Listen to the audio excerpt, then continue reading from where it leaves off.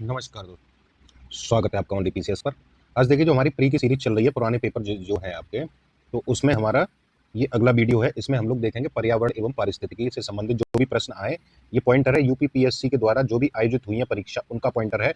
Other state के pointer को इसमें शामिल नहीं किया गया है। ठीक है, तो आपके लिए इंपॉर्टेंट बहुत है ये, तो इसको आप देख लीजिए। शॉर्ट में हम लोग जल्दी से देखेंगे और केवल जो जो प्रश्न आए उनका आंसर देखेंगे। ठीक है, और बाकी जिस किसी को आंसर राइटिंग या प्री के क्विज से संबंधित कोई भी जानकारी चाहिए या क्रैश कोर्स चल रहा है उससे जानकारी चाहिए, तो आप ले सकते हैं इस नंबर पे 8527434727 पे आप संपर्क कर सकते हैं। ठीक है, बाकी पेपर 5 और 6 इस चैनल पे पूरे डाल दिए गए। मेंस के लिए पेपर 5 और 6 उनकी प्लेलिस्ट बनी हुई है ना। कुछ वीडियो बाकी हैं, वो आ जाएंगे आपके, तो जल्दी आप उनको भी देख सकते हैं। तो चलिए शुरू करते हैं। इसमें हम लोग साथ साथ में प्री को भी कवर कर लेते हैं। तो इसमें है आपका इन्वायरमेंट से संबंधित, देखते हैं हम लोग क्या क्या पूछा गया है। तो इसमें देखिए पहला है ये पर्यावरण का एक परिचय से जितने भी आए प्रश्न, जैसे वातावरण की अवधारणा निर्भर करती है किस पे, तो वातावरणीय अपघटन पर और वातावरण के कुल आयामों पर। ये प्रश्न पूछा था, ऑप्शन थे, तो इसमें से 2 का चुनाव करना था।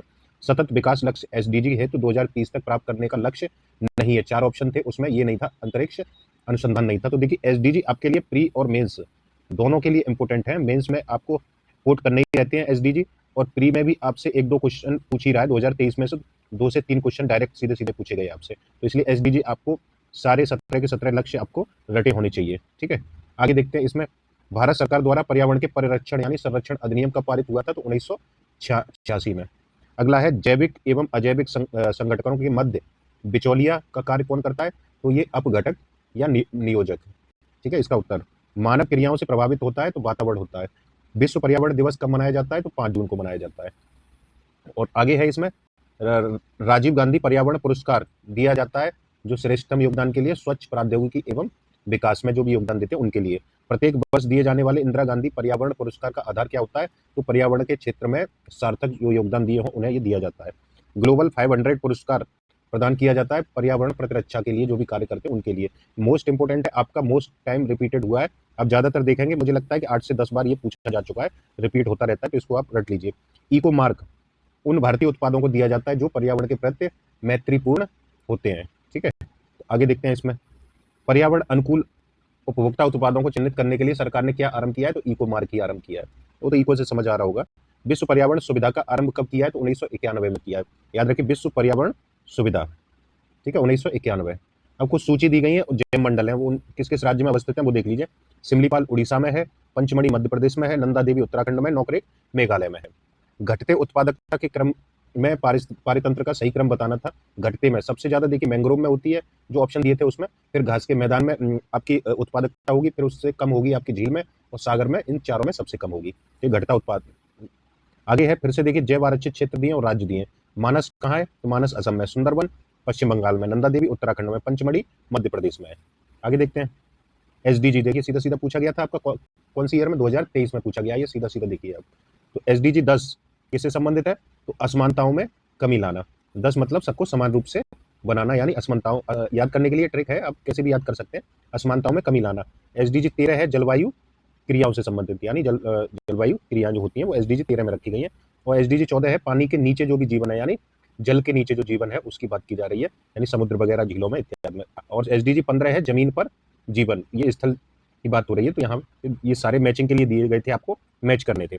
पादप प्लवक अधिकता में वृद्धि करते हैं, कहाँ कहाँ करते हैं, तो लिम्नेटिक क्षेत्र में करते हैं। ये इंपोर्टेंट है, आपसे पूछा जाता है। पानी का खुला क्षेत्र क्या कहलाता है, खुला क्षेत्र कहलाता है लिम्नेटिक क्षेत्र। ये दो बार पूछा गया, सीधा सीधा देखिए। पोषक स्तर बनते हैं, ये क्वेश्चन आपके देखिए गलत नहीं होनी चाहिए, जो रिपीट हो रहे हैं, जो गलत होते हैं वही आप बाहर होने का, आप ये जान लीजिए कि आप बाहर होने के कगार पे हैं।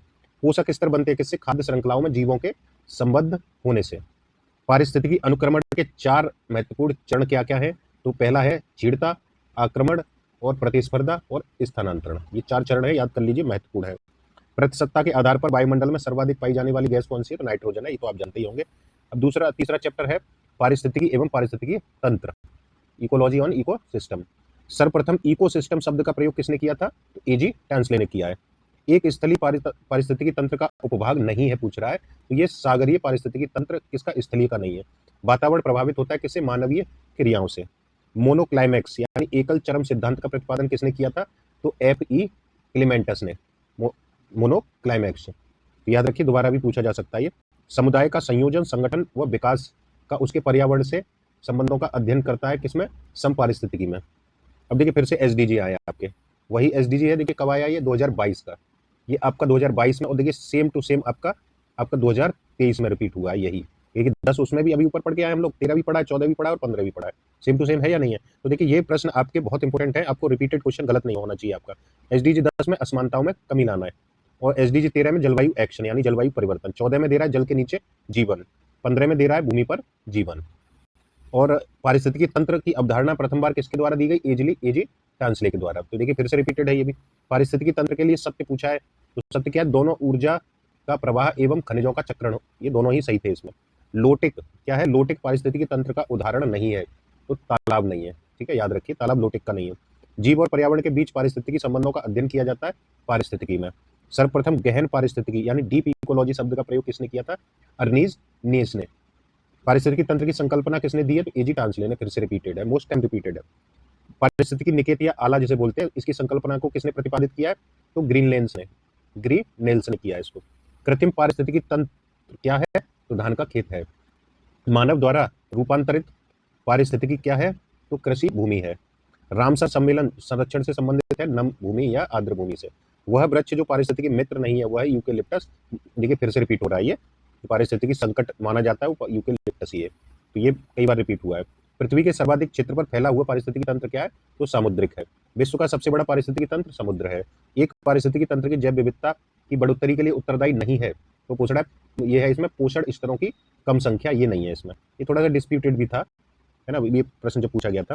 प्रवाल विरंजन या निरंजन कर दिया है, में सर्वाधिक महत्वपूर्ण कारक क्या है, तो वैश्विक ऊष्मन है, इसको सही कर लीजिएगा, विरंजन होता है, ठीक है। पारिस्थितिकी संतुलन बिगड़ता है किससे, लकड़ी कटने से या काटने से। जैव द्रव्यमान का वार्षिक उत्पादन न्यूनतम होता है, तो ये होता है गहरे सागरों में। पारिस्थितिकी स्थायी मित व्ययिता है, यह नारा किसमें दिया गया था, किस आंदोलन में, तो चिपको आंदोलन में। ये कब हुआ था, ये बताइए कमेंट करके आप। पारिस्थितिकी पदछाप की माप किसमें की जाती है, तो भूमंडलीय हेक्टेयर में। झील पारिस्थितिकी में पोषक तत्वों के प्रचुरण की प्रक्रिया को क्या कहते हैं, यूट्रोफिकेशन। आगे देखते हैं चैप्टर, इसमें 4th चैप्टर आ गया, पारिस्थितिकी तंत्र के प्रकार और पदार्थों का संचरण। वह प्राकृतिक प्रदेश जिसे बड़े शिकारों की भूमि के नाम से जाना जाता है वो क्या बोली जाती है, उष्णकटिबंधीय सवाना प्रदेश। जैव पारिस्थितिकी सबसे समृद्ध है उष्णकटिबंधीय क्षेत्रों में। पारिस्थितिकी तंत्र के जैविक घटकों में उत्पादक घटक कौन से हैं, तो हरे पौधे। पारिस्थितिकी निकाय में ऊर्जा का प्राथमिक स्रोत क्या है, तो सौर ऊर्जा। खाद्य श्रृंखला यानी फूड चेन में मानव क्या है, तो प्राथमिक एवं द्वितीयक उपभोक्ता है मानव। पारिस्थितिकी तंत्र में उच्चतम पोषण स्तर क्या है, तो वो है सर्वाहारी को मिलता है।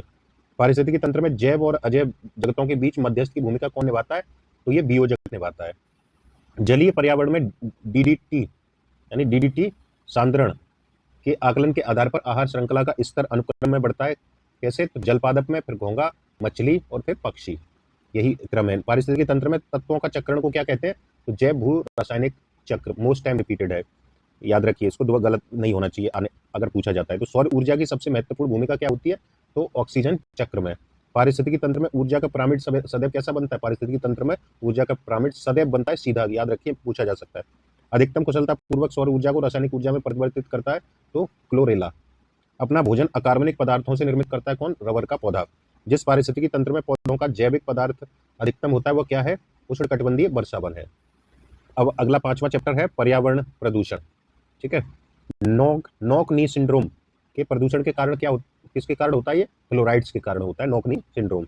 रिंगलमैन स्केल का प्रयोग के घनत्व के माप में होता है, तो धुआं का मापन किया जाता है रिंगलमैन स्केल से। वायु प्रदूषण का सूचक क्या है, तो लाइकेन है। वह दिस मोस्ट टाइम रिपीटेड है लाइकेन वाला, याद रखिए, वो घुमा फिरा के आपसे फिर से पूछेगा इसी को, तो लाइकेन के बारे में थोड़ा सा अध्ययन भी कर लीजिए। वह जिसमें प्राकृतिक आर्सेनिक प्रदूषित जल मिलता है, वह कहाँ पे मिलता है, तो देखिए पश्चिम बंगाल और बांग्लादेश के क्षेत्र में ज्यादा देखने को मिलता है।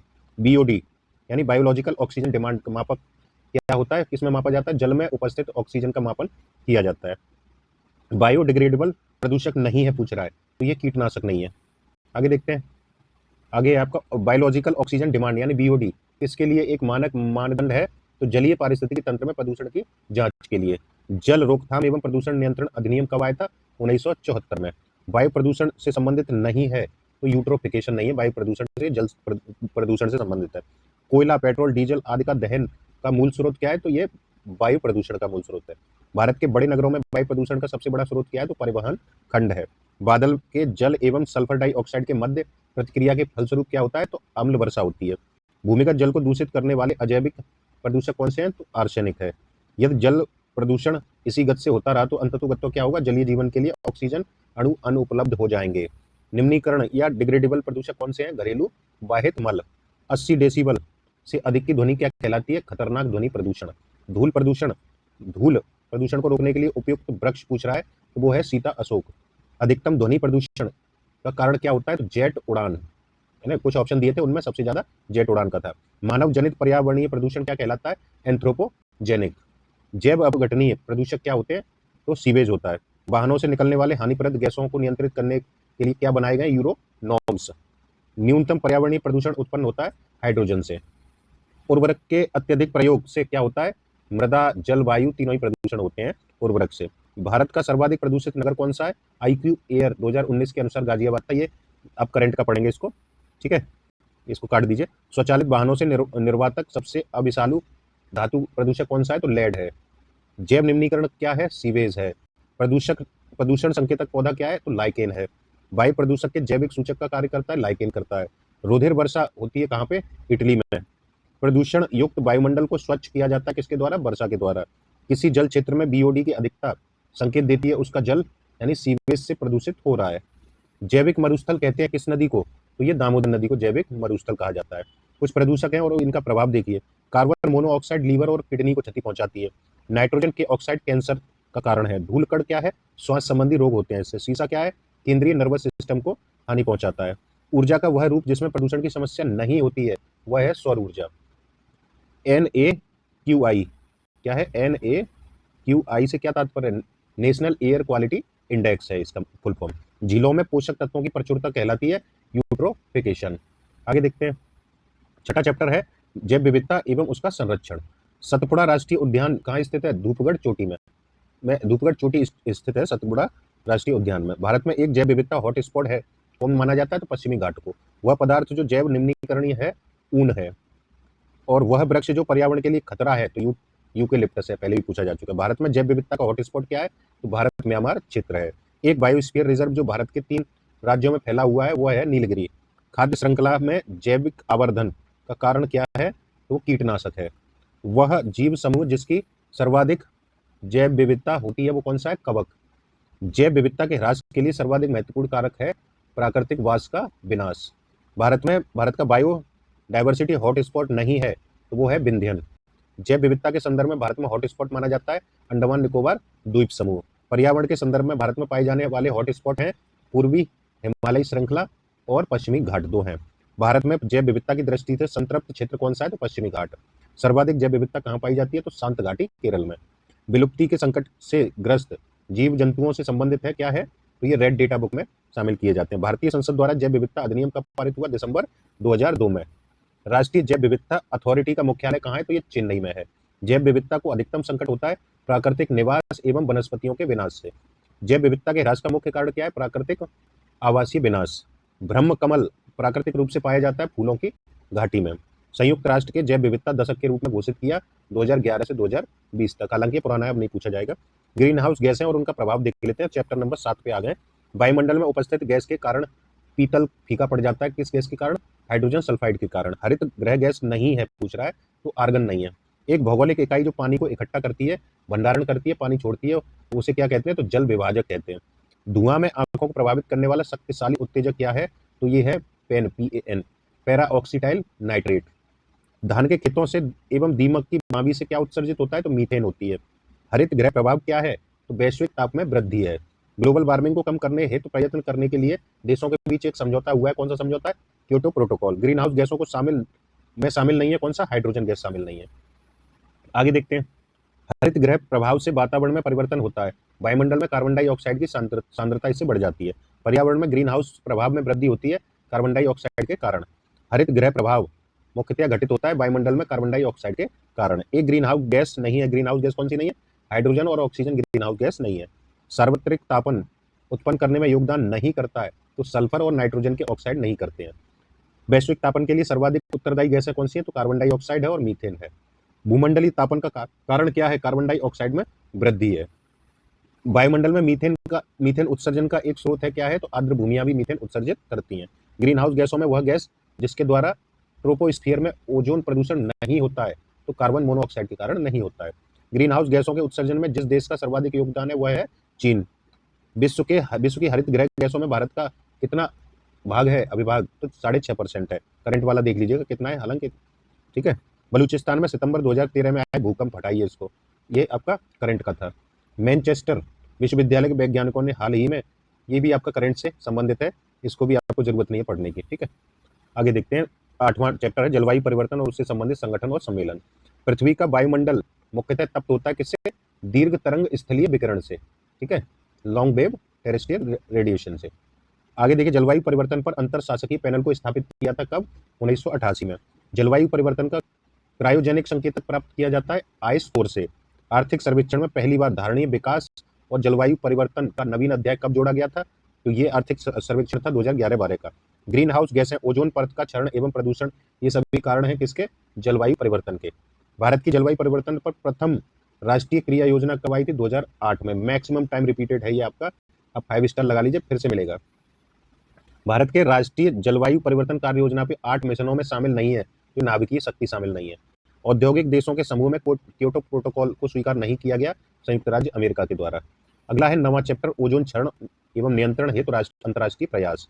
डॉप्सन इकाई से मापी जाती है तो ओजोन सांद्रता। विश्व ओजोन दिवस कब मनाया जाता है? 16 सितंबर को। प्रकाश रासायनिक धुंध में सदैव होता है ओजोन। आगे देखते हैं, ओजोन परत की मोटाई मापी जाती है डॉप्सन इकाई में। ऊपरी वायुमंडल की ओजोन परत का क्षरण हो रहा है किससे? सीएफसी से, क्लोरोफ्लोरोकार्बन से। सूर्य के प्रकाश से पराबैंगनी विकिरण अभिक्रिया पैदा करती है ओजोन से। समताप मंडल में ओजोन के स्तर को प्राकृतिक रूप से विनियमित किया जाता है नाइट्रोजन डाइऑक्साइड के द्वारा। तिब्बत के पठार के ऊपर 2005 में ओजोन आभा मंडल यानी ओजोन हेलो का पता लगाया था किसने? GW केंट मूर ने। वायुमंडल में उपस्थित ओजोन द्वारा अवशोषित किया जाता है क्या? तो पराबैंगनी विकिरण को। ओजोन परत के क्षयीकरण का प्रमुख कारण क्या है? क्लोरोफ्लोरोकार्बन है। सर्वप्रथम अंटार्कटिका के ऊपर ओजोन छिद्र का पता लगाया था किसने? तो ब्रिटिश टीम के द्वारा लगाया गया था। औद्योगिक उत्पादन में ओजोन क्षरण करने वाली गैसें उत्सर्जित नहीं होती हैं, तो आधुनिक रेफ्रिजरेटर से। ओजोन परत की क्षीणता के लिए उत्तरदायी नहीं है, तो विलायक के रूप में प्रयुक्त मेथिल क्लोरोफॉर्म, ये नहीं है। ओजोन जिस सीमा में सूर्य विकिरण का अवशोषण करता है वह सीमा कौन सी है? 240 से 280 nm। ध्रुवों के ऊपर ओजोन छिद्र का अधिकतम मान होता है कब? तो अक्टूबर-नवंबर के मध्य में। 10वां चैप्टर है आपका वन, वन्यजीव एवं इसका संरक्षण। भारत की वन सर्वेक्षण रिपोर्ट 2021 के अनुसार वनावरण में सर्वाधिक वृद्धि की गई थी, तो ये पुराना हो चुका है, इसका नया देख लीजिएगा आप, ठीक है, तो इसको हटाइए। वह मैंग्रोव क्षेत्र जो गोदावरी के डेल्टा पर अवस्थित है, कोरिंगा। गोदावरी पे कौन सा? कोरिंगा। वह रामसर आर्द्र भूमि स्थल जो भारत के किसी राज्य में अवस्थित है वह है पॉइंट कैलीमर वन्यजीव अभ्यारण्य, वन्यजीव और पक्षी अभ्यारण्य। तो ये ऑप्शन दिए थे, उनमें यही था। संयुक्त राष्ट्र विश्व जल विकास रिपोर्ट 2021, ये भी करंट का है, आप इसका करंट पढ़िएगा। भारत सरकार द्वारा राष्ट्रीय वनीकरण एवं पारिस्थितिकी विकास बोर्ड की स्थापना कब की गई? 1992 में की गई। हंगोल नाम का हिरन कहाँ पाया जाता है? जम्मू कश्मीर में। रेगिस्तान में आवास करने वाले जानवर क्या कहलाते हैं? मरुदभिद जानवर।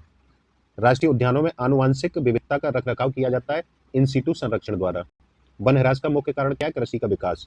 भारत में वन संरक्षण अधिनियम का पारित हुआ? तो ये पारित हुआ था 1980 में। मृदा क्षरण को रोका जा सकता है किससे? तो वनारोपण से। पारिस्थितिकी संतुलन बनाए रखने में मदद नहीं करता है, तो वह वनों को काटना नहीं करता है, ये तो बिगाड़ता हो रहा है। अंतर्राष्ट्रीय टाइगर दिवस, कौन सा अंतर्राष्ट्रीय टाइगर दिवस कब मनाया जाता है? 29 जुलाई को। भारत का वन्य जीव संस्थान अवस्थित है देहरादून में। विश्व वन्य जीव दिवस मनाया जाता है 3 मार्च को। संरक्षित कच्छ वनस्पति क्षेत्र है गोवा में। नेपाल एवं भारत में वन्य जीव संरक्षण प्रयासों के रूप में सेव नामक एक नया संगठन प्रारंभ किया गया था। सेव का क्या उद्देश्य था? गिद्ध का संरक्षण करना। वृक्षारोपण में विशेषता रखता है, क्या रखता है? बालपराई नगर रखता है विशेषता। बहुउद्देशीय वाले वृक्षों के रोपण को प्रोत्साहित किया जाता है सामाजिक वानिकी में। वह ड्रग जो गिद्धों की समष्टि में ह्रास के लिए उत्तरदायी है, कौन है? Diclofenac sodium. विश्व के वन्य जीव भारत में पाए जाते हैं कितने प्रतिशत? तो लगभग 5%।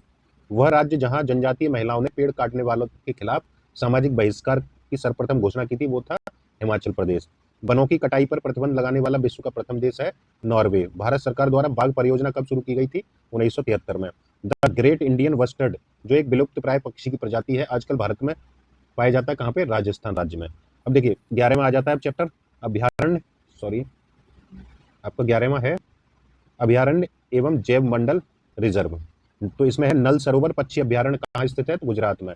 ग्रेट इंडियन बस्टर्ड यानी जिसे सोन चिरैया भी बोला जाता है, ये कृत्रिम प्रजनन के लिए स्थापित किया गया संरक्षण प्रजनन केंद्र कहाँ स्थित है? तो जैसलमेर में। हरियाणा के यमुनानगर जिले में है कालेश्वर नेशनल पार्क। जैव विविधता से भरपूर ग्रेट हिमालयन राष्ट्रीय उद्यान कहाँ स्थित है? तो हिमाचल प्रदेश में। नौकरी कहाँ है? तो मेघालय में। मानस असम में, अगस्त्यमलाई केरल में, देहांग देवांग अरुणाचल प्रदेश में स्थित है। तो ये वन्यजीव अभ्यारण्य थे और राज्य थे। दाचीग्राम राष्ट्रीय उद्यान कहाँ है?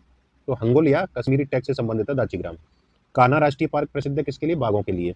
The great Himalayan national park कहाँ स्थित है? हिमाचल प्रदेश में। जैव विविधता के संरक्षण के लिए महत्वपूर्ण रणनीति है तो जैव मंडल रिजर्व है। बखीरा पक्षी विहार कहाँ स्थित है? संत कबीर नगर में। भारत में स्थापित प्रथम राष्ट्रीय उद्यान कौन सा है? तो जिम कार्बेट राष्ट्रीय उद्यान है, 1936 में बना है। यूनेस्को के जैव मंडल निचय की सूची में नहीं है, वो है कच्छ का रण। वर्ल्ड हेरिटेज साइट विश्व धरोहर स्थल घोषित किया गया नंदा देवी जीव मंडल रिजर्व को। आगे देखते हैं। यूनेस्को ने जुलाई 2016, देखिए 16 में देख लीजिए, हालांकि ये करंट का क्वेश्चन था, विश्व धरोहर में शामिल किया गया था कंचनजंगा को। ठीक है, पुराना हो चुका है, ये भी आपका पुराना है, 2016 का है ना। इसके वर्तमान में 42 है। पूछ रहा है यूनेस्को ने भारत में विश्व धरोहर स्थल कितने हैं भारत में? तो ये 42 हो चुके हैं। यूनेस्को द्वारा प्रमाणित क्षेत्रफल की दृष्टि से भारत का बृहत्तम जैव मंडलीय निधि है कौन सा? मन्नार की खाड़ी। भारत का 16वां जैव मंडल आरक्षित क्षेत्र यानी शीत मरुस्थल है कहाँ स्थित है? हिमाचल प्रदेश में। सर्वाधिक संख्या में वन्य जीव अभ्यारण्य यानी नेशनल पार्क और अभ्यारण्य स्थित है मध्य प्रदेश में। समुद्री राष्ट्रीय पार्क अवस्थित है कच्छ की खाड़ी में। नौकरेक आरक्षित जैव मंडल कहाँ है? मेघालय में। इंद्रावती राष्ट्रीय उद्यान कहाँ है? तो ये छत्तीसगढ़ में। भारत का ओशनिक नेशनल पार्क कहाँ है? तो कच्छ में। आगे देखिए गंगा डॉल्फिन सेंचुरी कहाँ स्थित है? तो सुल्तानगंज में। हाल ही में टाइगर रिजर्व घोषित किया है किसे? राजाजी राष्ट्रीय पार्क को। भारत का वह अभ्यारण्य जिसमें हाथी की सबसे अधिक संख्या पाई जाती है वह है काजीरंगा। राजीव गांधी राष्ट्रीय उद्यान कहाँ है? तो कर्नाटक में। नंदा देवी जैव मंडल आरक्षित क्षेत्र कहाँ है? तो विश्व धरोहर इसे घोषित किया गया है। जंगल महल कहलाने वाला क्षेत्र कहाँ अवस्थित है? तो पश्चिम बंगाल में। चिनार वन्यजीव यहाँ जीव होना चाहिए, जीवन कर दिया, गलत है। तो ये चिनार कहाँ पे है? वन्यजीव विहार केरल में। बाघों का प्रमुख रिजर्व सरिस्का कहाँ अवस्थित है? तो राजस्थान में। अति विवादित बबली प्रोजेक्ट क्या है? कहाँ स्थित था? तो ये महाराष्ट्र में था, पुराना हो गया है अभी हालांकि। मिजोरम में अवस्थित टाइगर रिजर्व कौन सा है? दम्फा। भारत में सबसे बड़ा बाघ आवास कहाँ है? तो आंध्र प्रदेश में। दो राज्यों में विस्तृत बाघ आरक्षित क्षेत्र कौन सा है? तो पेंच, एमपी और महाराष्ट्र में। रानी झांसी समुद्री राष्ट्रीय पार्क की स्थापना कब हुई थी? तो 1996 में, 1996 में। अब देखिए कुछ ये मैचिंग के लिए आए थे, वन्यजीव अभ्यारण्य राष्ट्रीय पार्क थे। तो बखान कॉरिडोर नेचर रिफ्यूज कहाँ है? अफगानिस्तान में। से फोक सुंडो राष्ट्रीय पार्क ये नेपाल में था। नागरी राष्ट्रीय पार्क था चीन में।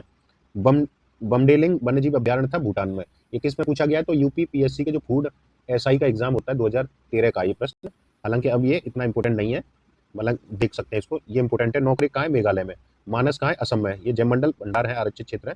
देहांग देवांग अरुणाचल प्रदेश में। अगस्त्यमलाई केरल में है। बाकी आगे देखते हैं। पेरियार वन्यजीव अभ्यारण्य कहाँ है? तो ये भी केरल में है। आगे भारत के जैव भंडारों में गारो पहाड़ियों पर कौन सा फैला है? तो नौकरिक फैला है। देखिए वन्यजीव अभ्यारण्य और राज्य पूछे। नामदफा कहाँ है? अरुणाचल प्रदेश। बांदीपुर कर्नाटक। पेरियार केरल। लामजाओ मणिपुर में। कुछ और है राष्ट्रीय उद्यान, जैसे बांधवगढ़ एमपी में है, बांदीपुर कर्नाटक में है, रोहिला ये आपका इंपोर्टेंट है मैचिंग के लिए, हिमाचल प्रदेश में। रोहिला गिर कहाँ है? गुजरात में। कुछ और है जैसे दाचीग्राम जम्मू कश्मीर में, पापीकोंडा आंध्र प्रदेश में, सरिस्का राजस्थान में, बांदीपुर कर्नाटक में। दाचीग्राम फिर से आ गया, जम्मू कश्मीर, पापीकोंडा आंध्र प्रदेश, सरिस्का राजस्थान, बांदीपुर कर्नाटक। ऊर्जा संसाधन देख लीजिए। जीवाश्म ईंधनों में एकमात्र ऊर्जा का चरम स्रोत क्या है? तो सूर्य है। पारिस्थितिकी तंत्र का प्रेरक बल क्या होता है? सौर ऊर्जा होता है। सर्वोत्तम पर्यावरण अनुकूल क्या है? सौर सेल है। भारत ने अपना प्रथम अणुयुक्ति परीक्षण कब किया था? 18 मई 1974 को। टाटा ऊर्जा अनुसंधान संस्थान नई दिल्ली द्वारा स्वतंत्रता के बाद से देश के पर्यावरण के अवक्रमण का प्रालेखन तथा आगामी 50 वर्षों में इसके नियमन हेतु युक्तिपूर्वक विकास हेतु परियोजना चलाई थी। वो क्या थी? Green India 2047। समुद्री खरपतवार महत्वपूर्ण स्रोत है आयोडीन का। देखिए ज्यादातर इस तरीके के जो क्वेश्चन है ये करंट से रिलेटेड ही रहते हैं, ये करंट पे विशेष फोकस करिएगा इसके पे। बाकी जितने ही हैं जैसे आयोडीन है ये सब आपके बार बार रिपीट हो सकते हैं। फलीदार पौधों में से पेट्रोपादप कौन सा है? तो ये करेज है। बायोडीजल पौधा कौन सा है? तो रतनजोत है। शक्ति तथा खाद्य दोनों दे सकता है, वो है बायोगैस संयंत्र। देश का प्रथम पूर्ण रूप से जैविक राज्य घोषित किया है सिक्किम को। जीवाश्म ईंधनों में से स्वच्छतम ईंधन है प्राकृतिक गैस। न्यूनतम पर्यावरणीय प्रदूषण उत्पन्न करता है कौन करेगा? हाइड्रोजन। आगे देखते हैं। 13वां है चैप्टर पर्यावरण संरक्षण से संबंधित विभिन्न राष्ट्रीय और अंतर्राष्ट्रीय संगठन एवं सम्मेलन। पर्यावरणीय क्षरण का कारण नहीं है तो वह सहज रहन सहन का प्रतिरूप। कार्बन क्रेडिट की अवधारणा उत्पन्न हुई है क्योटो प्रोटोकॉल के अंतर्गत। भारत सरकार द्वारा पर्यावरण संरक्षण अधिनियम कब पारित हुआ था? 1986 में। वन संरक्षण अधिनियम आया है 1980 में। पर्यावरण संरक्षण अधिनियम 1986 में। वायु प्रदूषण निवारण एवं नियंत्रण अधिनियम आया 1981 में। जल प्रदूषण नियंत्रण अधिनियम 1974 में आया है। केंद्रीय पर्यावरण वन एवं जलवायु परिवर्तन मंत्रालय भारत सरकार ने डॉल्फिन डे मनाने की घोषणा की थी। कब मनाया जाएगा? मनाया जाता है, मतलब पुराना था, 5 अक्टूबर को डॉल्फिन डे मनाया जाता है। भारत सरकार द्वारा पर्यावरण संरक्षण अधिनियम कब पारित हुआ? 1986 में। रियो शिखर सम्मेलन 1992 का एजेंडा 21 किससे संबंधित है? तो ये सतत विकास से।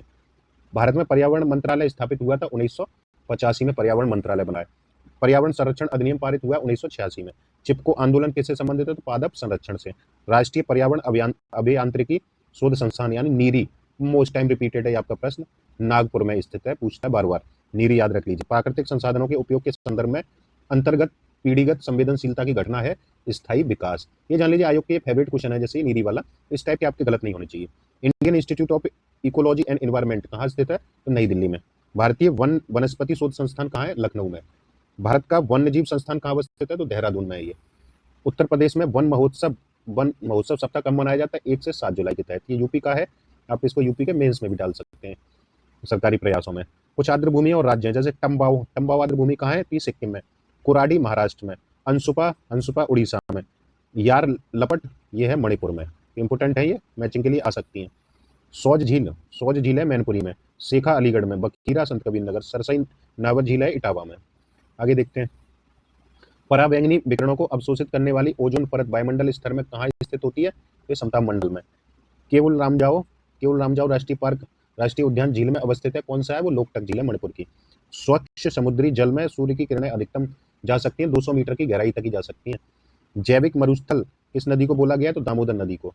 अब विविध देख लेते हैं, आपका जल्दी ही फिनिश होने वाला है। विविध इंपोर्टेंट है, इसमें जान लीजिए आप। भारत में आपदा प्रबंधन के लिए राष्ट्रीय आपदा प्रबंधन डिवीजन गृह मंत्रालय में एक नोडल डिवीजन है। राष्ट्रीय आपदा प्रबंधन प्राधिकरण का पदेन अध्यक्ष कौन होता है? तो प्रधानमंत्री होता है, ये जान लीजिए। इको मार्क प्रतीक संबंधित है पर्यावरण के लिए सुरक्षित सामग्री से। फ्लाई ऐश प्रदूषण होता है किससे? ताप विद्युत संयंत्र से। वह स्तनधारी जो अंडे देता है वह है एग डिनर। वह उत्पाद जिसको इको मार्क दिया जाता है वह है जो पर्यावरण से मित्रवत हो। 18 अप्रैल को क्या मनाया जाता है? दिवस आगे विश्व विरासत दिवस। 22 मई को अंतर्राष्ट्रीय जैव विविधता दिवस। 29 जुलाई को अंतर्राष्ट्रीय बाघ दिवस। 5 दिसंबर को विश्व मिट्टी दिवस।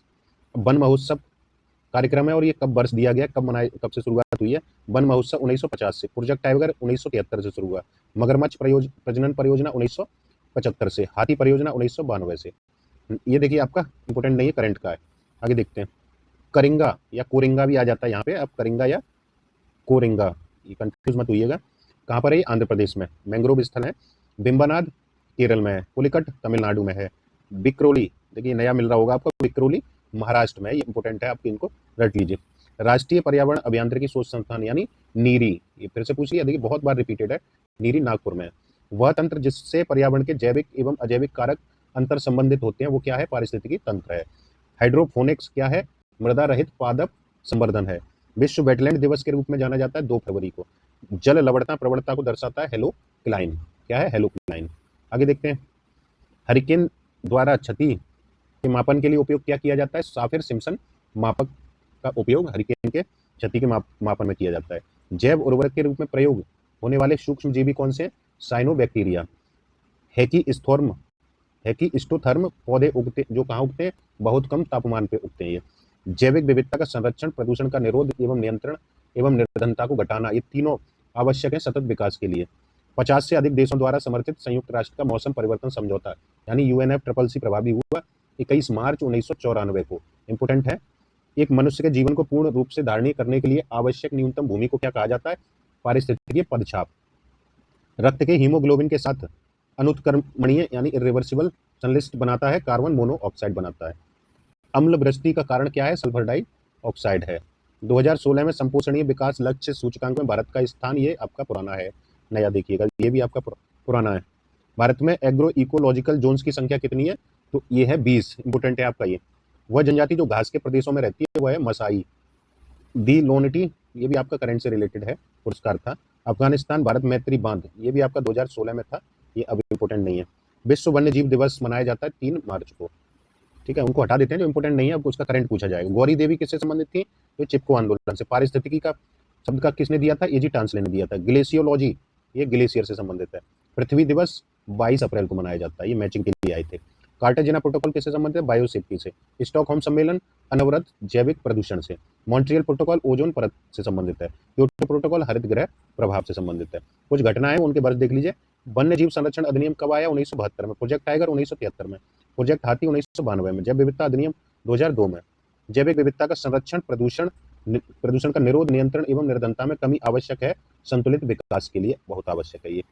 तो ये था आपका पूरा वीडियो। आगे देखते हैं, अगले वीडियो में कुछ और देखेंगे, जनसंख्या एवं नगरीकरण वगैरह, ये सब आपका हम लोग कंप्लीट देखेंगे। तो इस वीडियो में आपका इतना ही है। कैसा लगा वीडियो? लाइक और शेयर कर दीजिए, क्योंकि उससे क्या रहेगा, औरों तक भी अच्छी चीज़ें पहुंच जाएंगी। मार्केट बहुत ज़्यादा गलतफहमी पहुंचा रखी है मार्केट में। देखिए बहुत सारा मैटर दिया जाता है आपको, 10-10 घंटे पढ़ाया जा रहा है, 10-10 घंटे में आप किसको याद कर लेंगे, है ना। तो कम से कम यहाँ आपको चीज़ें आपको सही प्रोवाइड कराई जा रही हैं, और उनको आपका प्रमोट करने का दायित्व भी आप ही का है। और प्लस आपको जिनको भी आंसर राइटिंग या कुछ मेंस का प्रोग्राम ज्वाइन करना है वो कर सकते हैं इस नंबर पे 8527434727 पे संपर्क कर लीजिए, और जो भी आपको जानकारी चाहिए वो ले सकते हैं।